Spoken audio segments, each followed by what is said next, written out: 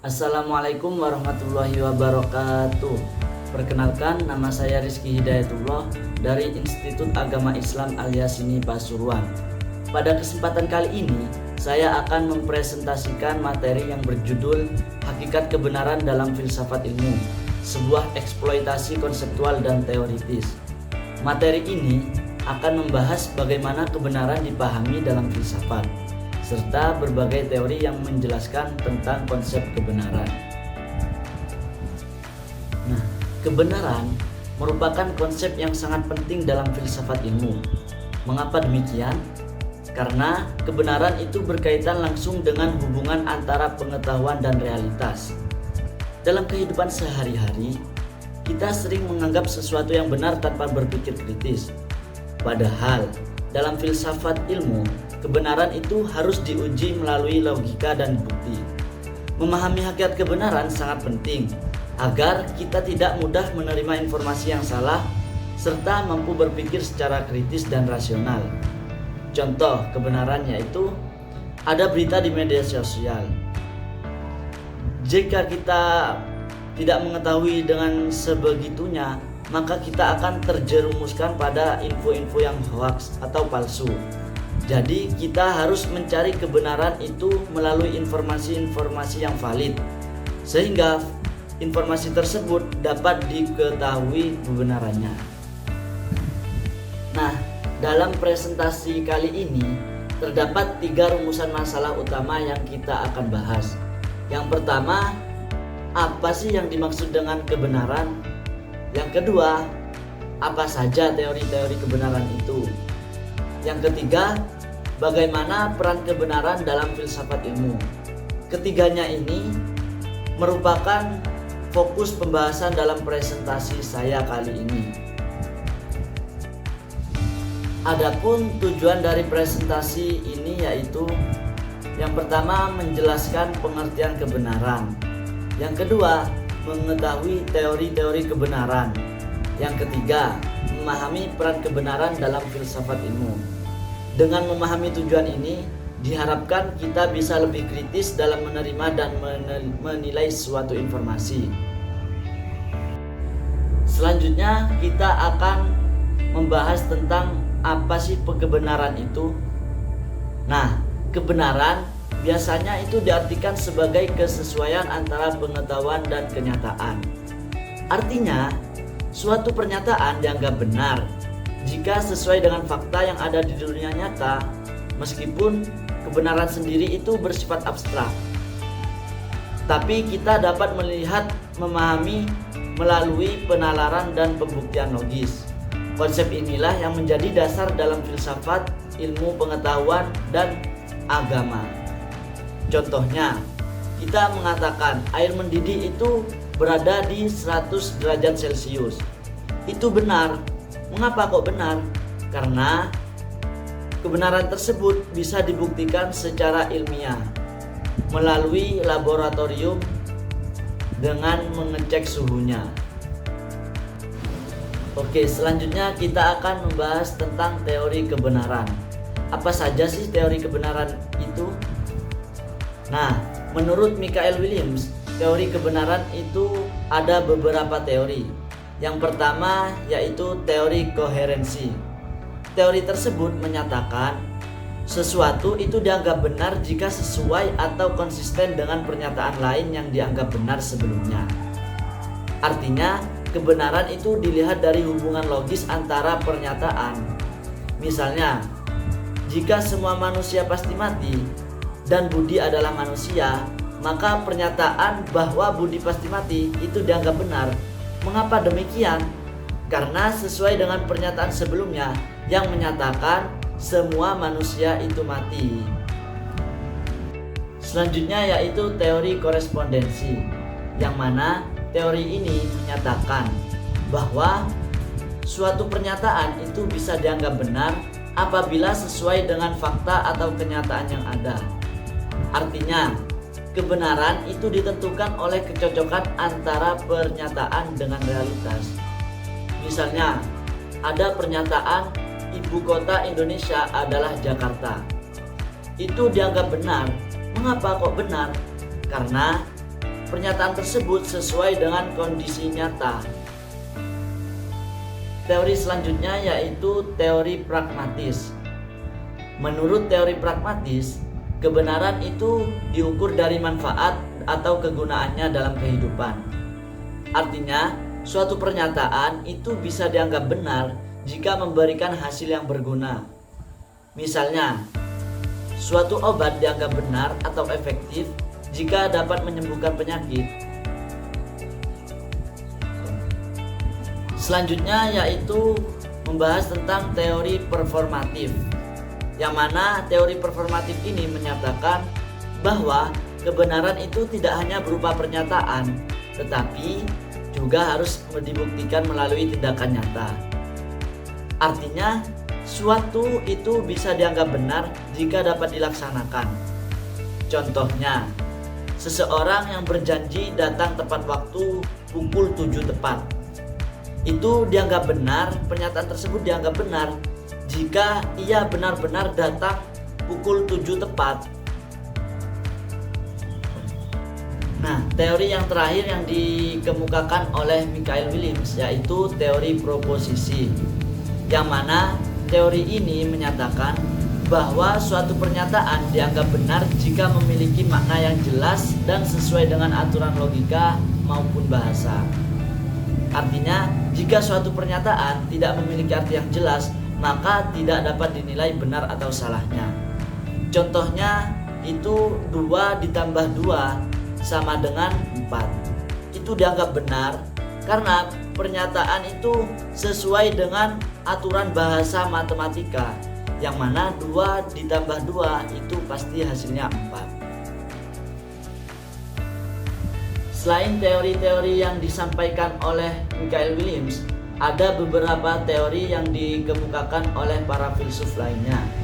Di antaranya yaitu teori positivistik, esensialistik, konstruktivistik, dan religius, yang mana kita akan bedah satu-satu.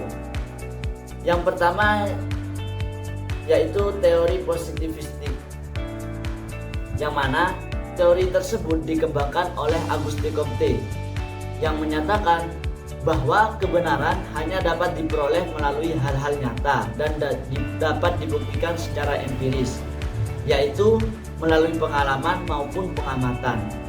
Dalam pandangan ini, sesuatu dianggap benar jika dapat diuji dan dibuktikan secara ilmiah.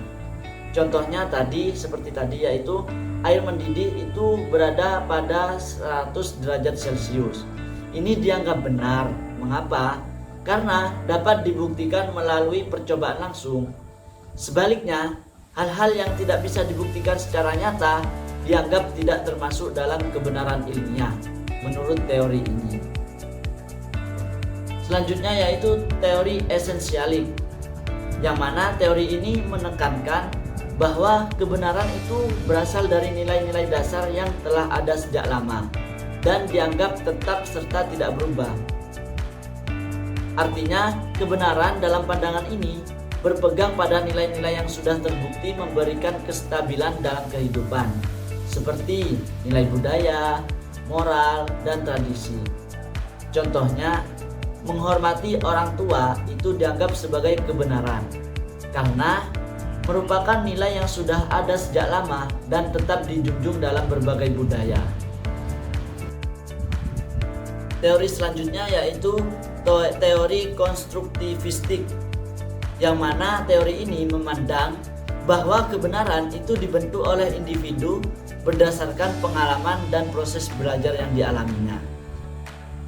Artinya, seseorang itu membangun sendiri pemahamannya terhadap kebenaran melalui pengalaman hidup dan interaksi dengan lingkungan. Contohnya, biar kita mudah paham, yaitu seorang siswa memahami konsep matematika itu dengan cara belajar dan berlatih. Nah, ini dianggap benar karena kebenaran ini ia pahami terbentuk dari proses belajar tersebut, bukan langsung diberikan begitu saja. Teori yang terakhir yaitu teori religius, yaitu kebenaran itu bersumber dari Tuhan melalui wahyu. Dalam pandangan ini, manusia itu tidak dapat sepenuhnya mencapai kebenaran mutlak dengan akal saja, sehingga membutuhkan petunjuk dari Tuhan sebagai sumber kebenaran tertinggi. Contohnya, ajaran dalam kitab suci dianggap benar karena diyakini berasal dari wahyu Tuhan, seperti perintah untuk berbuat baik kepada sesama manusia, dan lain-lain. Selanjutnya, kita akan membahas tentang peran kebenaran dalam filsafat ilmu. Nah, kebenaran itu memiliki peran yang sangat penting dalam filsafat ilmu karena menjadi dasar utama dalam memperoleh dan mengembangkan ilmu pengetahuan. Peran yang pertama yaitu kebenaran berfungsi sebagai standar untuk menilai apakah suatu pengetahuan itu dapat dipercaya atau tidak. Yang kedua, kebenaran bisa membantu manusia membedakan antara fakta, opini, dan hoaks, terutama di era digital saat ini. Yang ketiga, kebenaran menjadi landasan dalam berpikir kritis, logis, dan sistematis, sehingga seseorang tidak mudah terpengaruh oleh informasi yang salah. Yang keempat, dalam dunia pendidikan, kebenaran itu menjadi tujuan utama dalam proses pembelajaran, yaitu mencari pengetahuan yang benar dan dapat dipertanggungjawabkan secara ilmiah. Dengan demikian, tanpa konsep kebenaran, ilmu pengetahuan itu tidak akan memiliki arah yang jelas. Nah, kita dapat tarik kesimpulan dari penjelasan di atas bahwa kebenaran merupakan kesesuaian antara pengetahuan dan kenyataan, yang mana untuk mengetahuinya itu terdapat berbagai teori, seperti teori korespondensi, kohesi, pragmatis, provisi, dan lain-lainnya yang saya sudah jelaskan di atas. Dengan demikian, kebenaran itu sangat penting dalam membentuk pola pikir kritis dan ilmiah dalam kehidupan sehari-hari. Demikian presentasi yang bisa saya sampaikan. Mungkin dari para audiens dapat memberikan satu atau dua pertanyaan yang belum dipahami. Ya, saya mau bertanya. Ini pembahasannya tentang kebenaran. Kemudian dalam kebenaran tersebut ada kebenaran ilmiah, ada kebenaran empirisme. Nah, seperti contohnya pengobatan dari obat tradisional dan juga pengobatan dari unit farmasi yang didapat oleh rumah sakit. Nah, kebenaran empiris yaitu pengobatan tradisional, di mana pengobatan tradisional itu tidak didapat dari penelitian ilmiah, melainkan didapat dari pengalaman. Karena seperti halnya seseorang yang menggunakan pengobatan tradisional, itu mereka menggunakan bahwasanya contohnya obat-obat tradisional seperti jahe itu bisa meredakan nyeri, mungkin ya, contohnya seperti itu. Nah, kemudian sedangkan dengan kebenaran ilmiah seperti pengobatan yang didapat dari unit farmasi, paracetamol bisa meredakan panas, itu semua sudah diuji secara ilmiah di laboratorium. Maka perbandingannya kebenaran ilmiah dan kebenaran empiris tadi, mana yang lebih dibenarkan? Oke, pertanyaannya sangat bagus. Jadi kami izin menjawab. Kedua pernyataan tersebut itu dapat dianggap benar, namun dalam konteks yang berbeda. Paracetamol termasuk kebenaran ilmiah karena telah melalui uji penelitian yang sistematis dan dapat dibuktikan secara objektif. Sedangkan jahe sebagai pereda nyeri termasuk kebenaran empiris karena berdasarkan pengalaman masyarakat. Jika dilihat dari teori pragmatis yang tadi saya sudah jelaskan, keduanya itu dapat dianggap benar selama memberikan manfaat atau hasil yang efektif, yaitu sama-sama dapat membantu proses penyembuhan. Namun demikian, dalam filsafat ilmu, kebenaran ilmiah tetap dianggap lebih kuat karena memiliki dasar pembuktian yang lebih jelas dan dapat diuji ulang. Mungkin itu jawaban dari saya. Apakah ada pertanyaan lain? Jika tidak ada pertanyaan, kami tutup presentasinya. Mohon maaf apabila ada kata-kata yang kurang berkenan. Assalamualaikum warahmatullahi wabarakatuh.